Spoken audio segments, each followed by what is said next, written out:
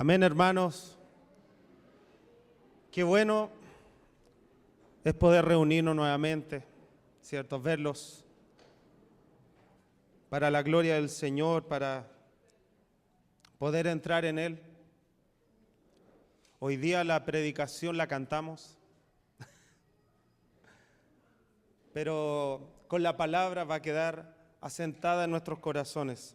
Amén. Amén. Quiero mostrarles una imagen que espero que se pueda ver, que es dónde estará Matías en este momento, que dice Adán y Cristo. No sé si está por ahí Pedrito. Ya.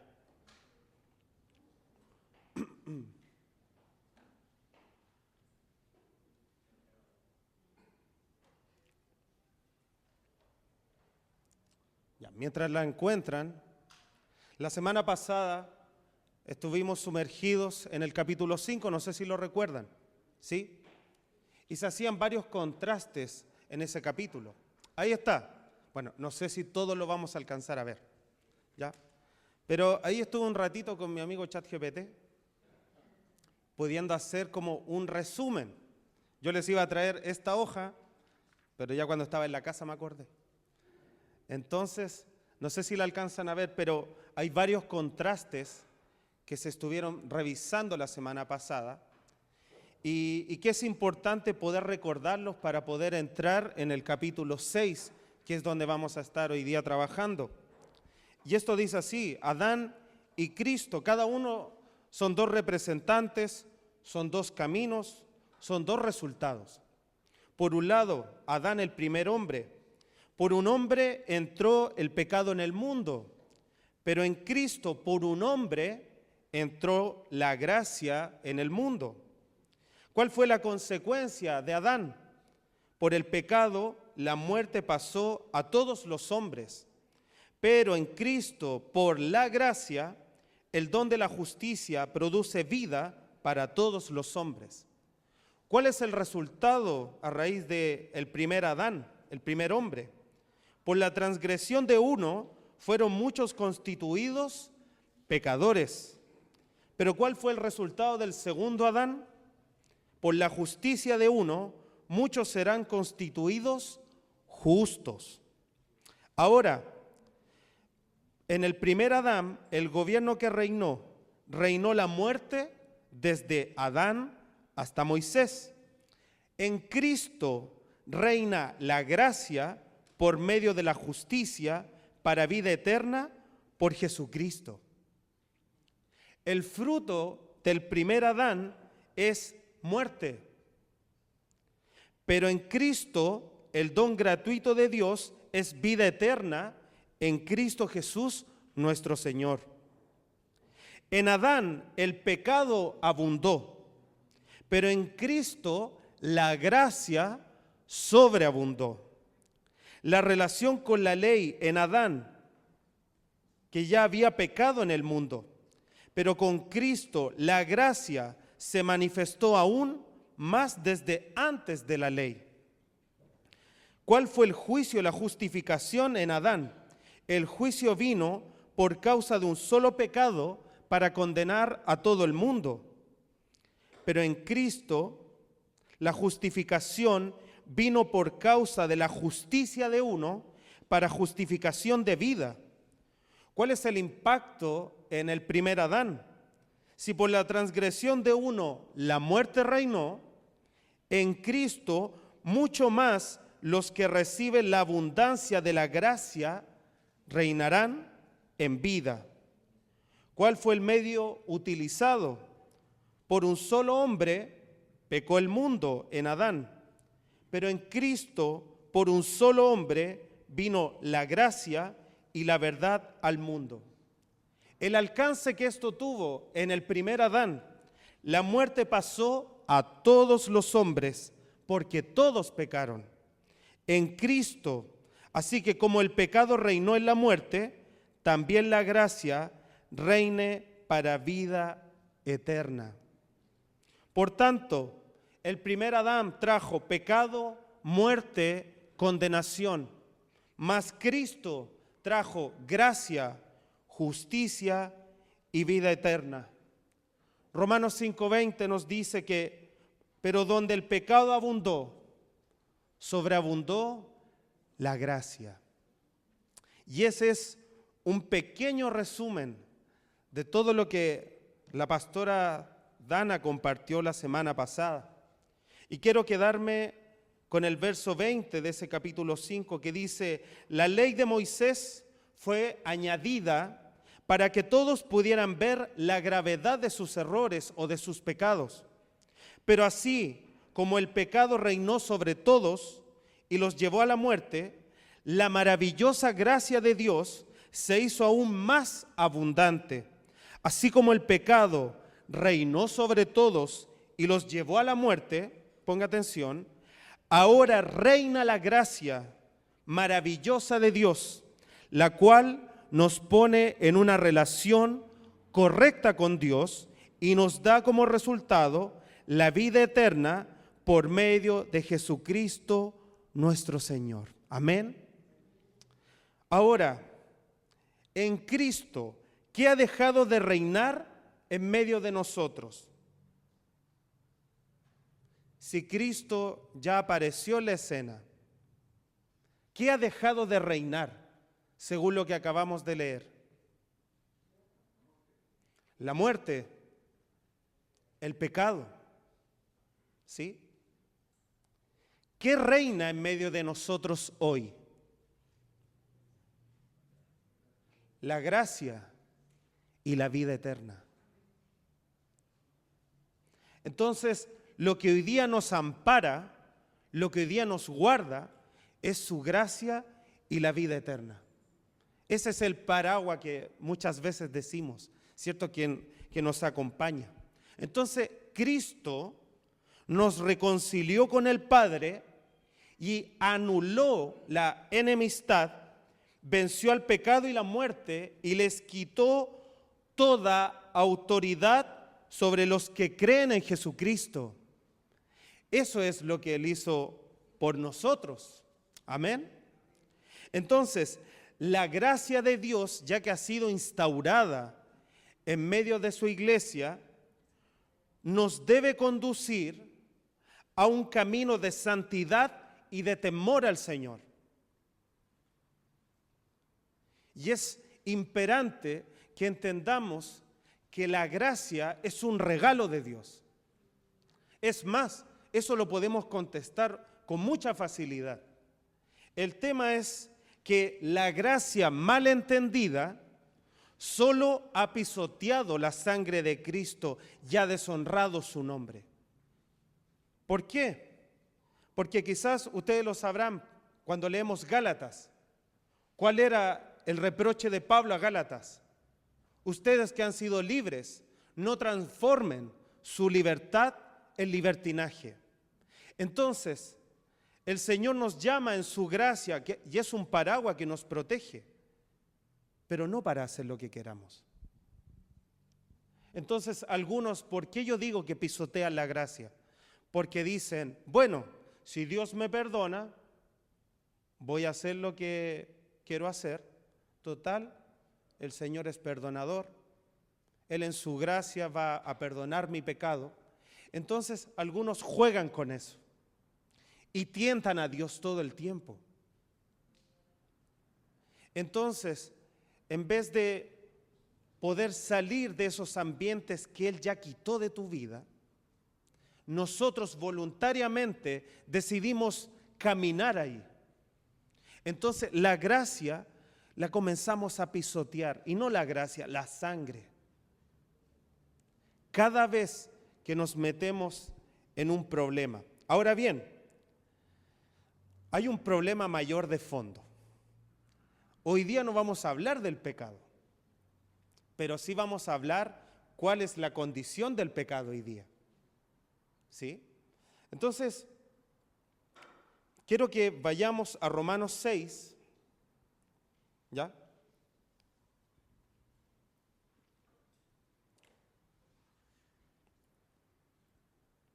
A Romanos 6, y vamos a estar leyendo del 1 al 14 por lo menos, Ahí vamos a estar desarrollando todo este mensaje. Y Pablo va a comenzar así el capítulo 6, entendiendo que ya viene hablando desde el capítulo 5. Entonces, cuando nosotros leímos el 20, ¿cierto? El 21, parece que el capítulo 5 todavía no termina. Y aquí va a ser una culminación de eso.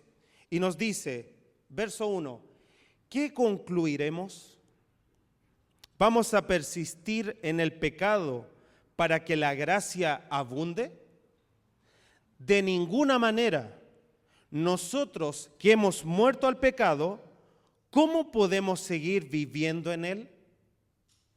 Así que esas dos preguntas son las que él va a establecer luego de haber dicho que ya la muerte y el pecado no reinaban, sino que reina la gracia y la vida eterna. Él dice, ¿qué concluiremos? ¿Vamos a persistir en el pecado para que la gracia abunde?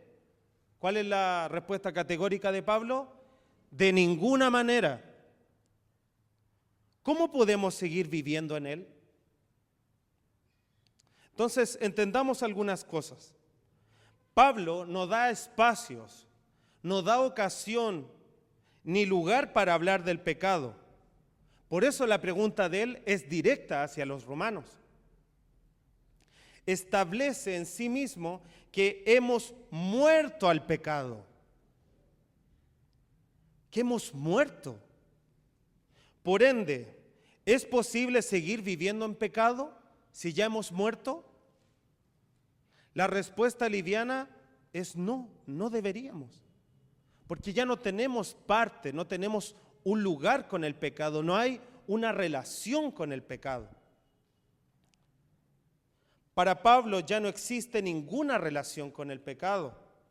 Hemos dejado de existir para el pecado.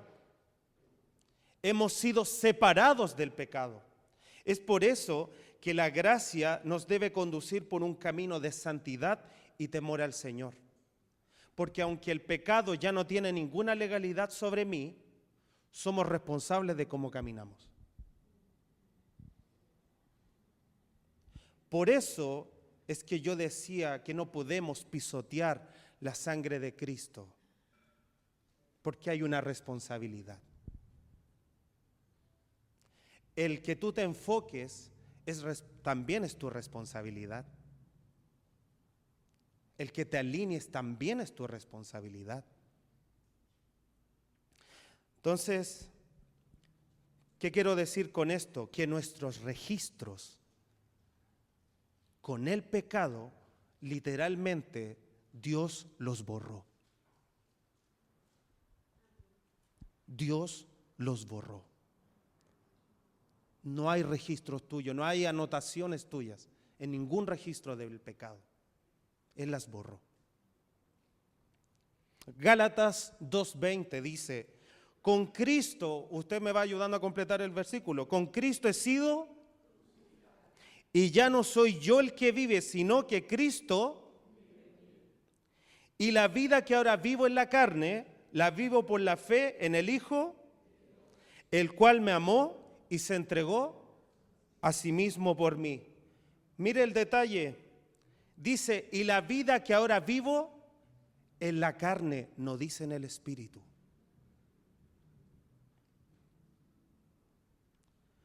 Pablo sabe que espiritualmente puede vivir una vida cercana a Dios, pero él sabe que hay una lucha en la carne. De hecho, Romanos 6 va a ser la antesala del capítulo 7. Hoy día no vamos a resolver en 2 mensajes todo lo que él nos va a decir acerca del pecado. Pero el pecado para Pablo es un problema, porque aleja a la iglesia del Señor, la aparta.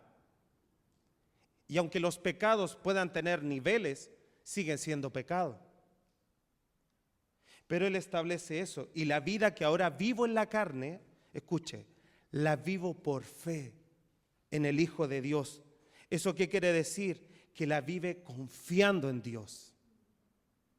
Que él sabe que va a tener una debilidad, pero confío en Dios que me puede librar de esto.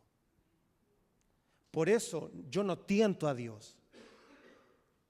La iglesia no debe tentar a Dios. Porque en la medida que somos tentados y caemos en la tentación, nos sentimos alejados de Dios. Y la dimensión que Él ha dado por haber vencido se desmorona. Se desmorona y nos sentimos culpables por lo que hemos hecho. Entonces hay algo que hay que asentar. Tú estás parado sobre una victoria. Tus pies están sobre una victoria, iglesia. Sí, están sobre una victoria. Pedro lo va a decir así en 1 de Pedro 2:24. Y Él mismo, Jesucristo, llevó nuestros pecados en su cuerpo sobre la cruz, a fin de que muramos, escuche, muramos al pecado y vivamos a la justicia, porque por sus heridas fuisteis sanados. La palabra que resuena todo el tiempo de todo lo que hemos hablado es muerte. Muere. Muere, iglesia. Muere a tus deseos. Muere a lo que te aleja de Dios. Muere. Y esta muerte no es física, sino que es una muerte de estar apartados, de estar santificados para Él. Y el tema es que una muerte está llamando a otra muerte a ser separado. O sea, la muerte de Cristo te aparta para Él. Te aparta para Él. Y tenemos que honrar esa sangre. Y tenemos que honrar esa victoria. Para que entendamos que Él todo lo ha hecho para cambiarnos una condición y una posición. ¿Se acuerdan lo que hablaba la pastora Dana la semana pasada? ¿Qué perdió Adán? Su posición. ¿Qué recuperamos con Cristo? Nuestra posición en Él. Entonces, nuestro piso y la casa que Él ha construido tiene materiales sólidos. Tienen materiales que el fuego no los puede consumir. Estamos parados sobre una posición distinta. Ahora, en base a esto, quiero que revisemos 3 cosas que nos van a ayudar a entender dónde estamos parados. Y con esos 3 puntos podemos entender lo que Él está haciendo. Si podemos avanzar un poco en Romanos, nos vamos al verso 3 y 4.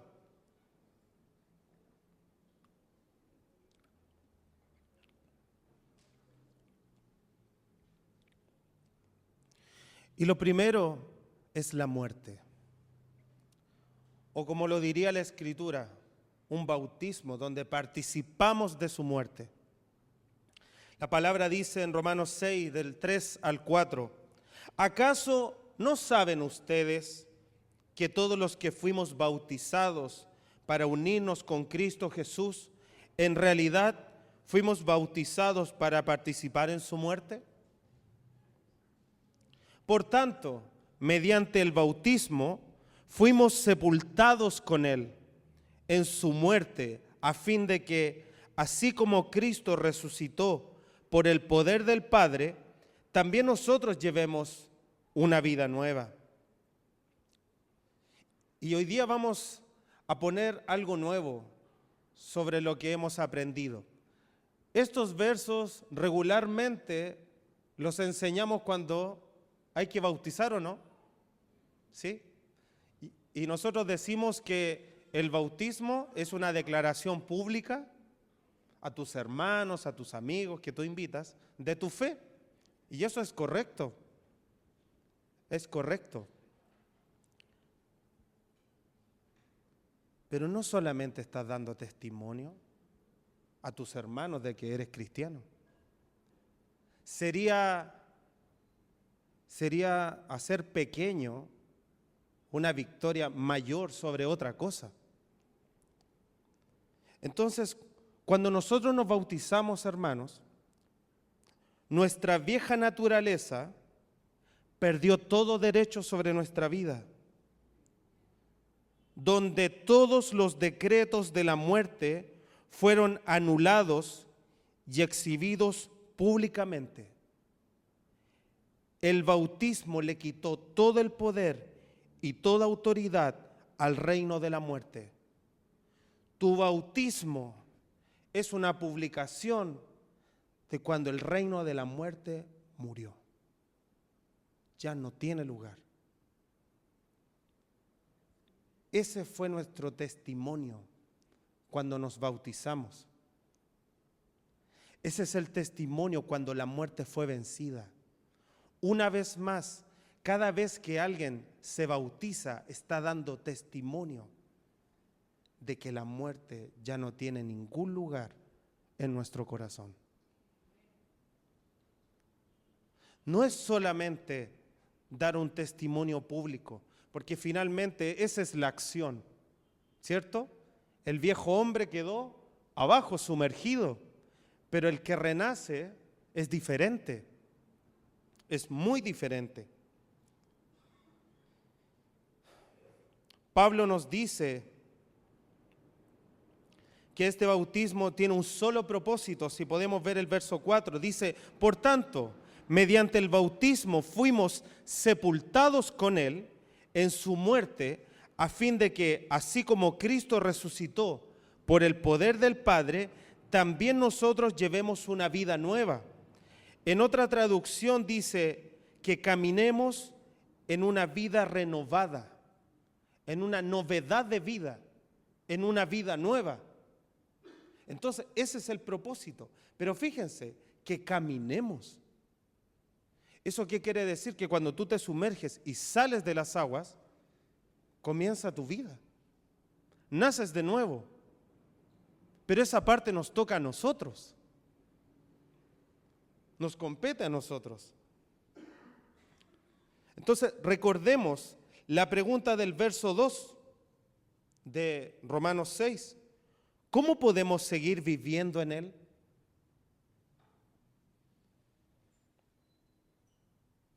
Y aunque la acción del bautismo da testimonio de la victoria de Cristo sobre la muerte, seremos nosotros responsables de que ese testimonio se sostenga. Y sostener el testimonio de Cristo nos ayudará a poder vencer, no por nuestra fuerza, sino por su obra.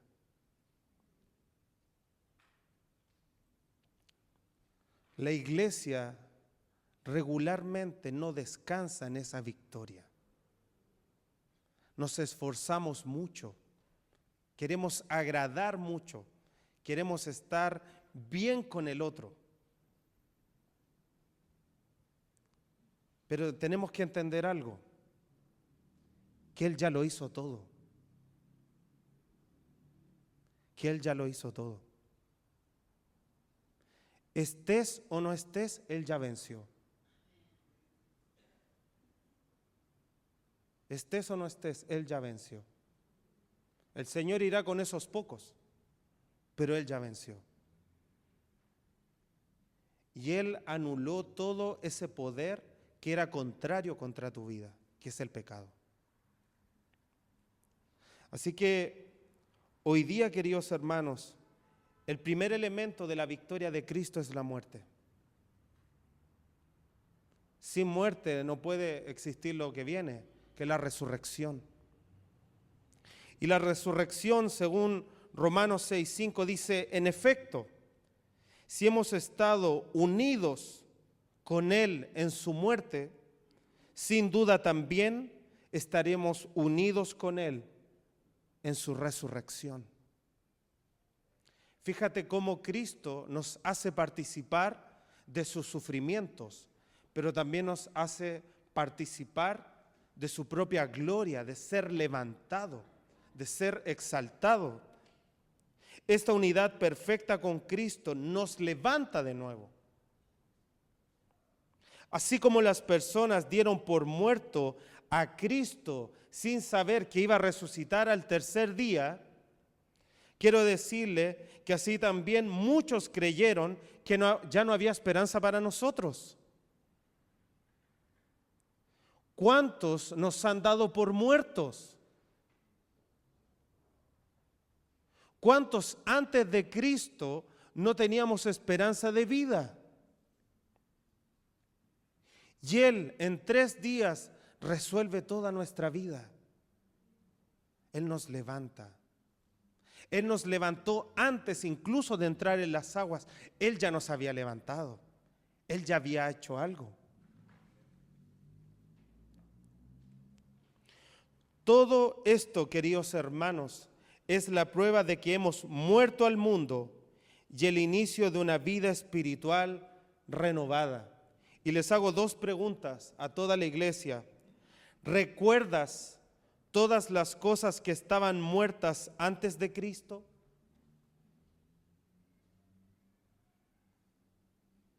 Ahora le pregunto, ¿cuántas cosas el Señor resucitó en esta nueva vida? O es más, ¿cuántas cosas crees tú que todavía están muertas estando en Cristo? ¿Cuántas cosas no han dado fruto? ¿Cuántas cosas aún están estériles? ¿Cuántas cosas ya perdiste solamente porque no pudiste seguir avanzando? Porque las diste por muertas. Porque la vida de resurrección contiene ese elemento. Donde Cristo va tomando vida nuevamente.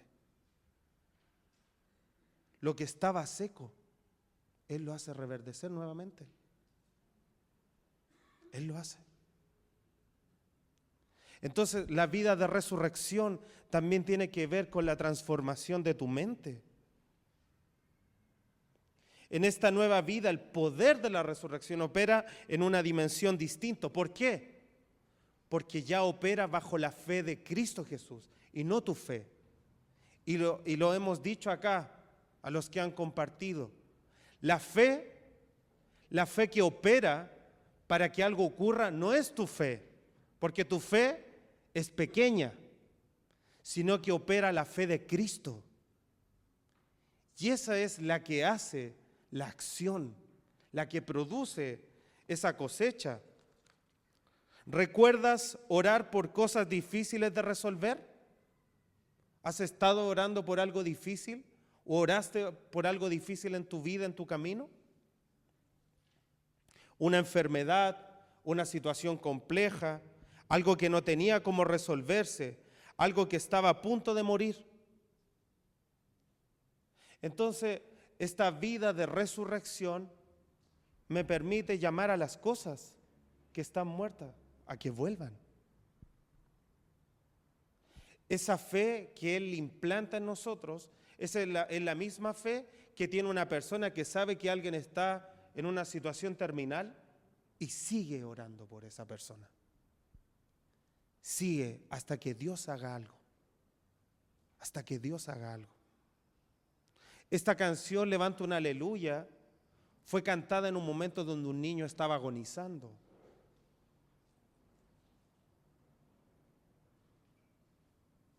Entonces, cuando la cantamos,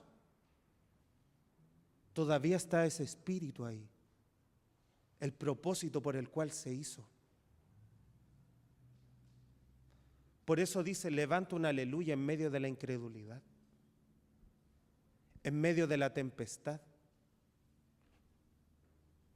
Entonces, esto es algo que va más allá incluso de nuestras fuerzas. Un amigo enfermo, una situación compleja. ¿Cómo nos levantamos? Miren,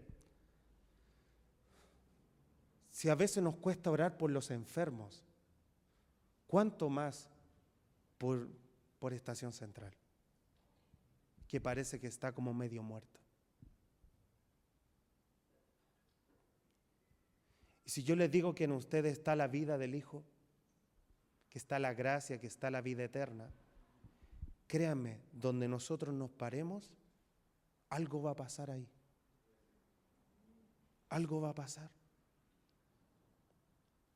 Entonces, cuando tú te restas, igual va a pasar. Pero el que perdió la bendición de ver eso, fuiste tú.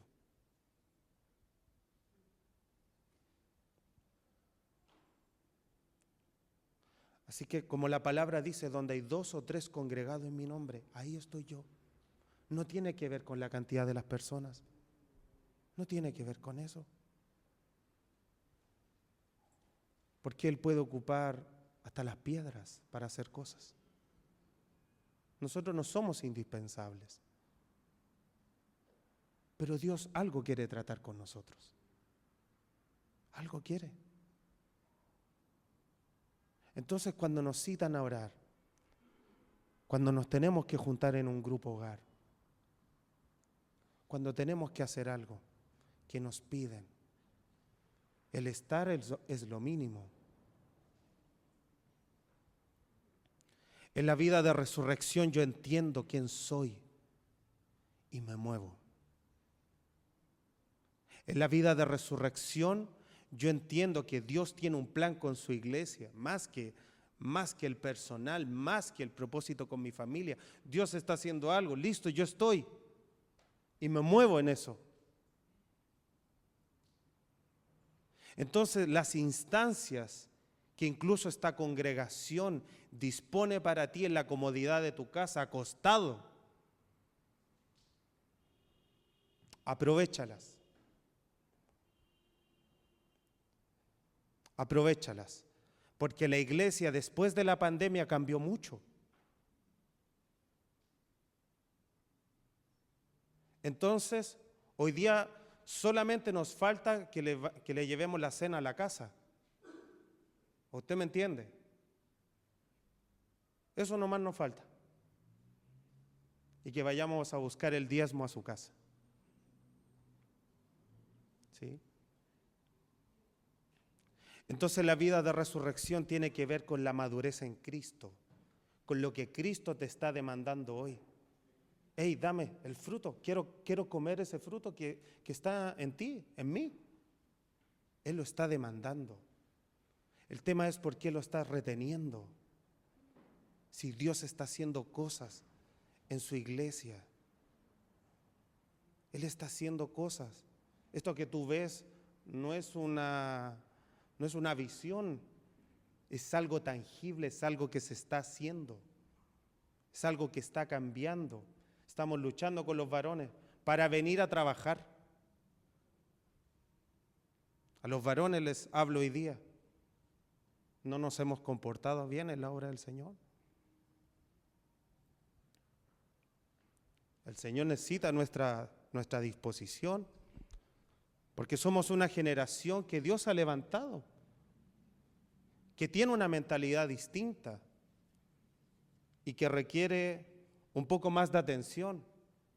Así que todos los varones que estamos acá en esta casa ministerial, tenemos que levantarnos, tenemos que hacer presentes.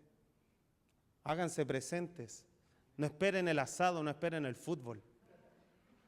¿De verdad? Porque necesitamos dar testimonio, incluso en estas cosas que son más domésticas.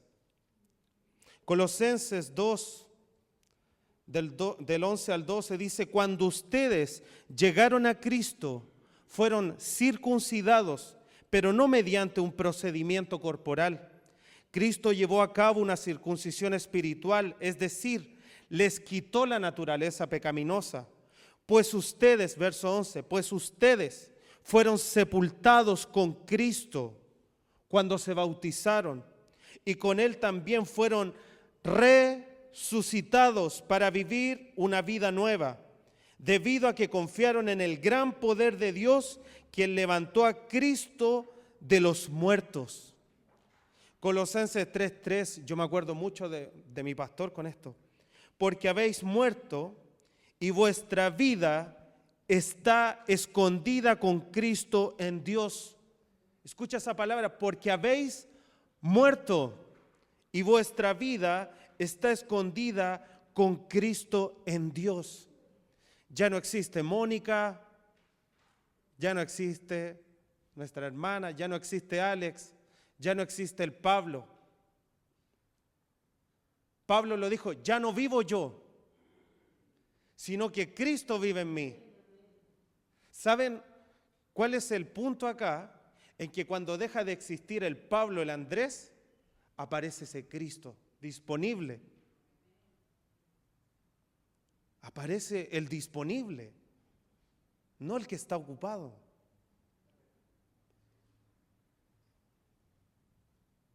Entonces, si hacemos morir todas las obras de la carne, porque esto es más que pecado, queridos hermanos, es más que hablar de eso. Hoy día estamos hablando de resultados, de cosas que ya maduramente deberíamos caminar en ellas y no estar exigiéndolas, porque no es nuestra intención, sino que si llevamos 5, 10, 15 años, necesitamos no movernos como niños, sino con madurez en Cristo. Así que todos los que estamos acá hemos muerto, todos. Entonces, la muerte y la resurrección son elementos que el Señor ha establecido sobre nosotros. Pero hay algo más. Romanos capítulo 6, del verso al 6 al 7. Sabemos que nuestra vieja naturaleza fue crucificada con Él para que nuestro cuerpo pecaminoso perdiera su poder, de modo que ya no siguiéramos siendo esclavos del pecado, porque el que muere queda liberado del pecado. Quiero decirles algo, somos libres, somos libres, y eso es una verdad que nuestro espíritu tiene que recibir. Tiene que recibirlo. Estar liberado significa que no tienes ninguna vinculación, que hubo una sentencia que quitó el juicio y realmente eres libre porque todo fue pagado. Esa imagen es la representación de cuando tú fuiste liberado, cuando el Señor rompió tus cadenas, vicios que quizás tuvimos en nuestra juventud, mal vivir, palabras incorrectas. Hay tantas cosas de las que el Señor nos libró.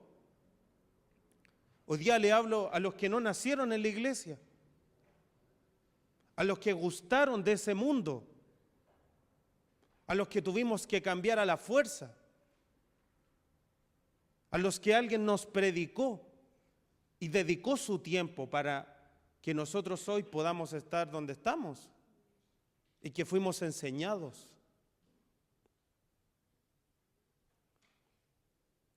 Pero también les hablo a los que nacieron en la iglesia y que finalmente nuestras luchas no son muy distintas, porque todos estamos peleando en algo, todos. Juan 8:36, así que si el Hijo los libera, escuche, esto no es una sugerencia ni una metáfora, serán ustedes verdaderamente libres. Si el Hijo los libera, son verdaderamente libres. Verdaderamente. Gálatas 5:1, Cristo nos libertó, ¿para qué? Para que vivamos en libertad. Por lo tanto, manténganse firmes y no se sometan nuevamente al yugo de esclavitud.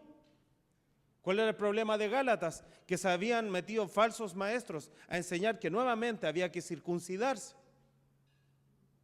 que tenían que practicar las leyes de la Torá para la salvación. Entonces, si hay una palabra que quizás con Pedro y el equipo vamos a cantar siempre, es que eres libre. Eres libre, hermano.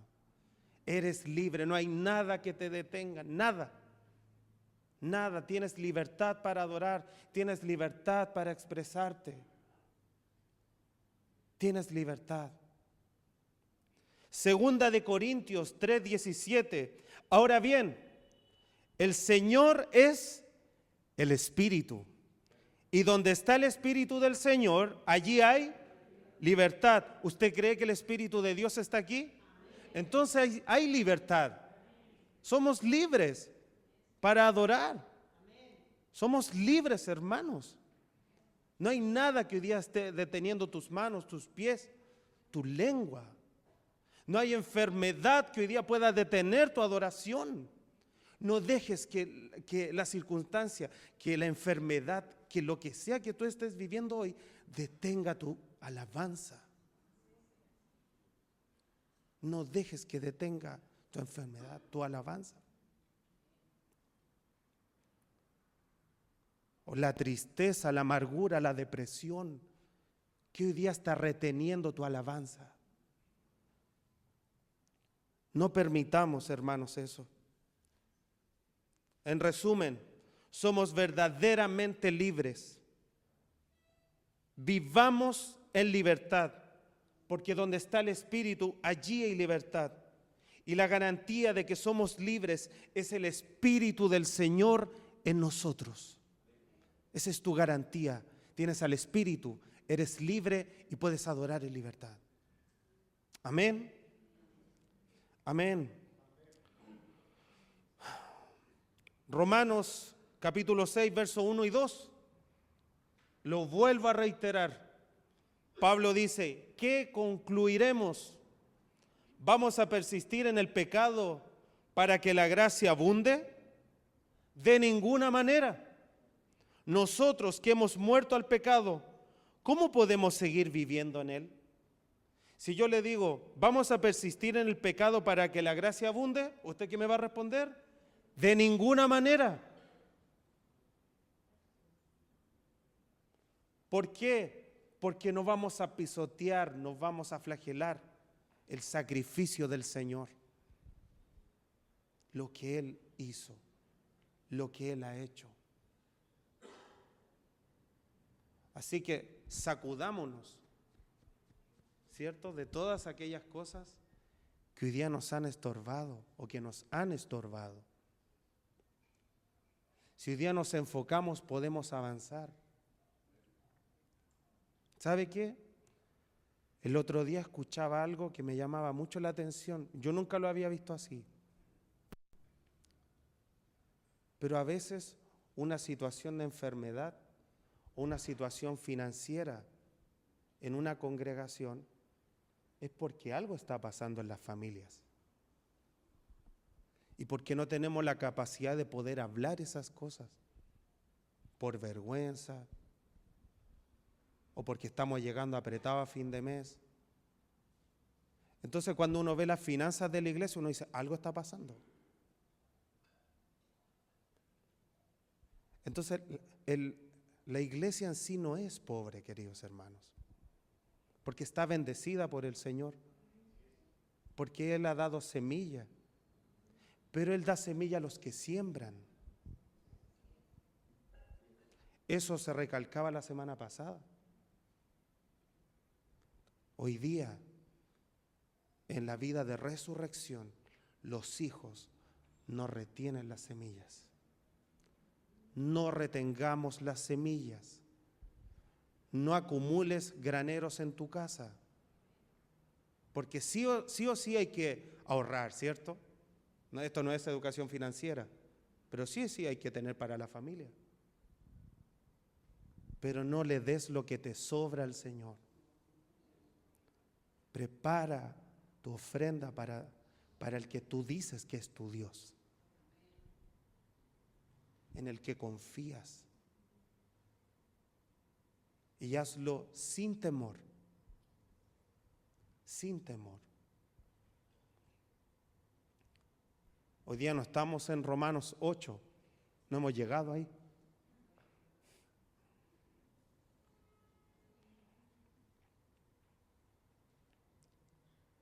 Pero no podemos vivir en temor. Porque el temor cierra las puertas, el temor te paraliza. Entonces, algo no estamos entendiendo cuando no adoramos con libertad y cuando no somos dadivosos con el Señor. Romanos 6, del 8 al 11.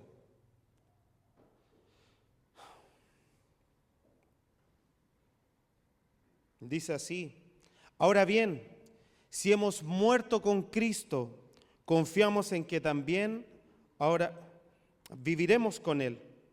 Pues sabemos que Cristo, por haber sido levantado de entre los muertos, ya no puede volver a morir. La muerte ya no tiene dominio sobre Él. En cuanto a su muerte, murió al pecado una vez y para siempre. En cuanto a su vida, vive para Dios. De la misma manera, también ustedes considérense muertos al pecado, pero vivos para Dios en Cristo Jesús. Si hoy tú vives, es porque Él vive. Y como Él venció, tú eres vencedor. No tenemos ningún mérito, ninguna gloria. Nada nos pertenece, hermanos. Nada. No hay crédito que podamos tomar de lo que Él hizo. Nada. Él se lleva toda la gloria. Esta nueva vida está en las manos de Cristo. Esta transferencia de vida es lo que nos mantiene en pie cada día. La vid nos sostiene y no nosotros a la vid. Para que haya transferencia de vida, debe haber comunión.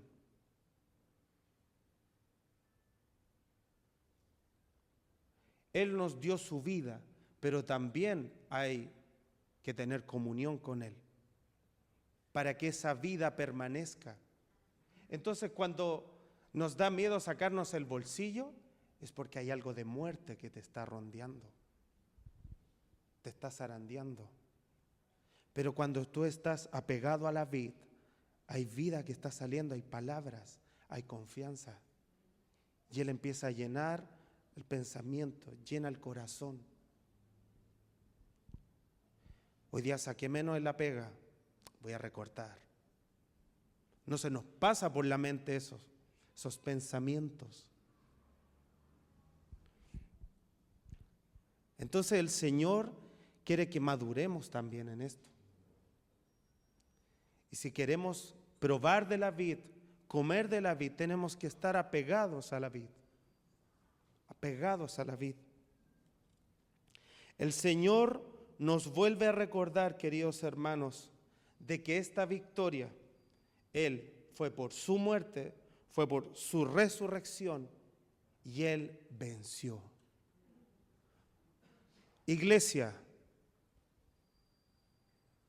tú ya has muerto, tú ya has resucitado y Cristo te ha dado la victoria. Y esa es tu victoria. Y hoy día esas tres cosas te sostienen. Y ya no hay que tener miedo. Has muerto, has resucitado y estás sobre una victoria más grande. Colosenses 2, del 13 al 15 dice: antes de recibir esa circuncisión, ustedes estaban muertos en sus transgresiones. Sin embargo, Dios nos dio vida en unión con Cristo al perdonarnos todos los pecados y anular la deuda que teníamos pendiente por los requisitos de la ley. Escuche esto. Él anuló esa deuda que no era adversa, clavándola en la cruz.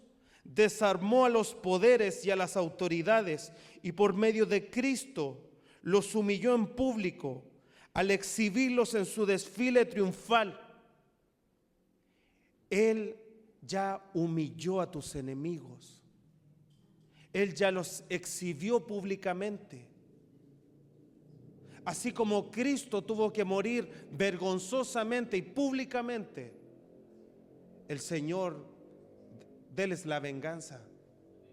Y Él exhibió a todos los enemigos públicamente. Entonces no tienes de qué avergonzarte. No tienes de qué avergonzarte hoy.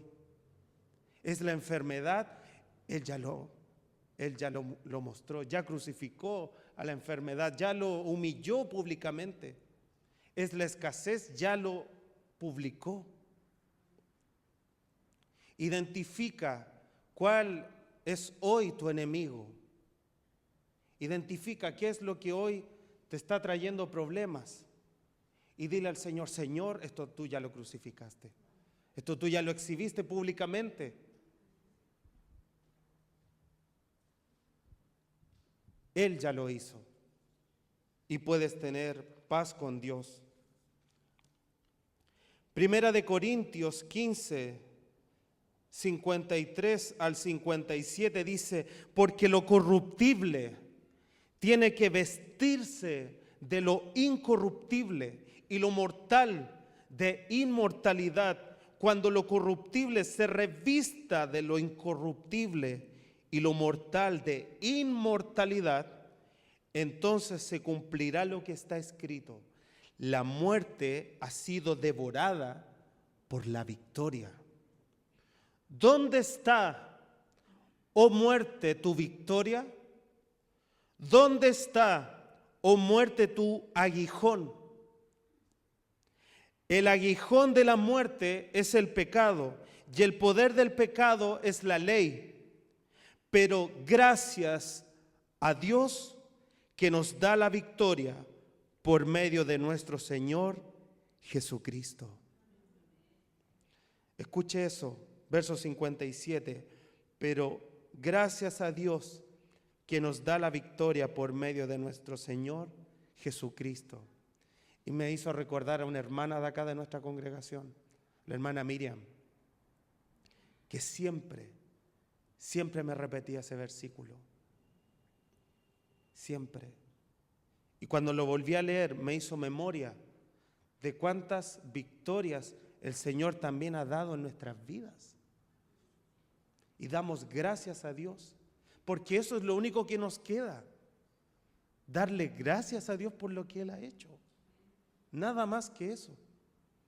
Entonces, esta victoria que Él da es simplemente para que la iglesia primero se sostenga. Pero ¿saben qué? Pablo no lo deja hasta ahí, porque parece que todo es muy espiritual. Pero si tú lees Romanos 6, del 12 al 14, él no simplemente publica eso. Ahora le va a hablar a la iglesia y le va a decir: por lo tanto, concluyendo todo esto, les va a decir: no permitan ustedes que el pecado reine en su cuerpo mortal, ni obedezcan a sus malos deseos. Está concluyendo lo mismo que partió haciendo las preguntas. Así que persistiremos en el pecado para que la gracia sobreabunde. No, ¿cierto? De ninguna manera. Ahora Él está respondiendo: por lo tanto, no permitan ustedes que el pecado reine en su cuerpo mortal, ni obedezcan a sus malos deseos. Verso 13: no ofrezcan los miembros de su cuerpo al pecado como instrumentos de injusticia. Al contrario, ofrézcanse más bien a Dios como quienes han vuelto de la muerte a la vida, presentando los miembros de su cuerpo como instrumentos de justicia. Verso 14: así que el pecado no tendrá dominio sobre ustedes, porque ya no están bajo la ley, sino bajo la gracia. Bajo la gracia del Señor. Así que, iglesia, eres victoriosa. No eres escasa. Tienes para dar. Iglesia, tú tienes para dar. Y hoy día nos vemos con nuestros graneros llenos. Hoy día nos vemos con toda provisión del Padre dada desde arriba a nuestros corazones. Hoy día no te falta nada, iglesia. Hoy día no estás peleando por comprar el pan de cada día.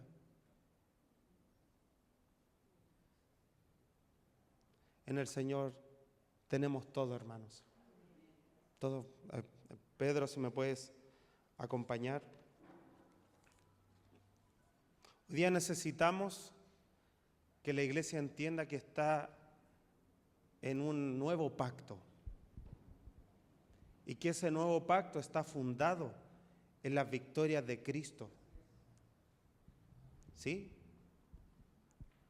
Porque si no, la ley nos persigue y siempre vamos a andar al 3 y al 4, ¿cierto? Con las cosas de Dios. Hoy día sí, mañana no. Hoy día me siento bien, mañana no me siento bien. Y seguir al Señor es más que tu estado de ánimo, es más que tu enfermedad, ¿cierto? Entonces hay un esfuerzo, hay de parte de cada uno de nosotros un compromiso con el Señor, no con Filadelfia. Estaríamos muy errados si ponemos nuestra confianza en la comunidad. Pero si tu confianza está en el Señor, que Él te movilice, que Él mueva tu corazón para las cosas que tenemos que hacer. Amén. Amén. Quiero mostrarle una última foto.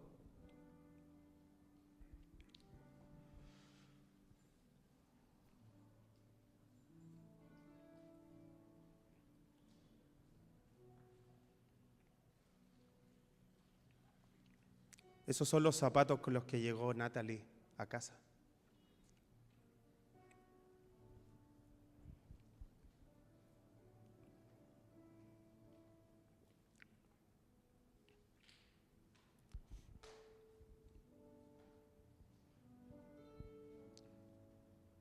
Y ver cómo la vida del Señor ha venido envolviéndola. Como lo que estaba muerto, Él lo levanta.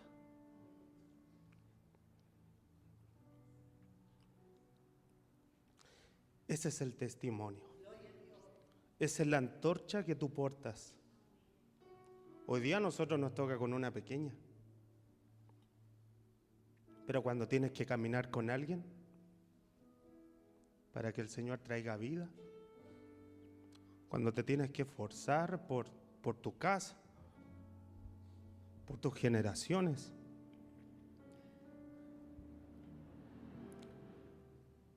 es un asunto de honra, es un asunto de ser fiel. Así que el caminar con ella ha sido como ver un arbolito que está volviendo a la vida. Y quizá en algún momento nos va a pasar. Y nosotros, y que cumpla lo que tiene que hacer.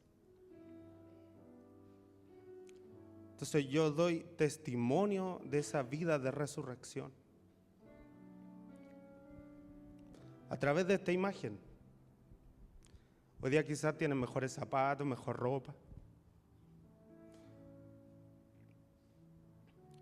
Pero el ver que se va enamorando de su maestro, cuando va leyendo la Escritura, ahí uno ve como Dios es el que obra y no nosotros. Y nosotros la miramos de lejos. Es Él haciendo su voluntad en ella. Entonces, ¿con cuántas cosas el Señor hoy día está haciendo eso? Te está devolviendo la vida, te está tocando regar sobre eso. ¿En cuánto te estás vaciando tu fuerza, tu tiempo?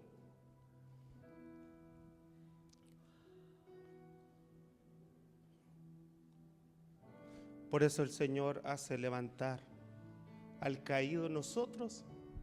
Él nos tomó del pozo más profundo y nos puso en un lugar. Así que yo oro a Dios para que los que se sentían muertos, los que se sentían sin vida, Él opere, Él haga y recibe esa vida. No la rechaces, no rechaces la vida de Dios, porque lo que queremos decirte al final de este año es que cada uno tenga la vida de Cristo, la vida del Señor. Y así como hoy día mi hija está recibiendo esa vida desde muy pequeñita, donde no se le había hablado nunca de Dios, así nosotros recibamos la vida de Dios. No rechaces la vida de Dios. No la rechacen, pónganse de pie. No la rechacen.